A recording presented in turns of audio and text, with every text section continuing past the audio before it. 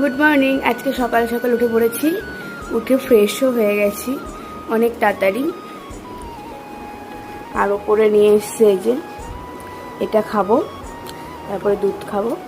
আর বাইরে প্রচুর বৃষ্টি, পচিয়ে ফেলেছে বৃষ্টি একদম। তারপরে নিজের কিছু কাজ কমপ্লিট করার পরে গেছিলাম একটু বাবাকে খাবার দিতে, খাবার টাবার দিয়ে চলে যাচ্ছি দিদিদের বাড়িতে।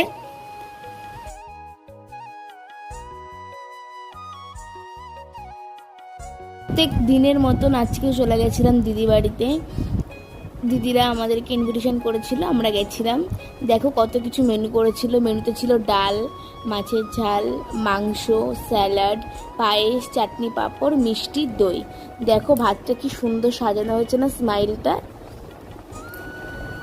সাজিয়েছে এই যে প্রিয়া। আর আমি যেখানেই যাই সেখানেই বৃষ্টি বৃষ্টি, আমার পিছন ছাড়ে না।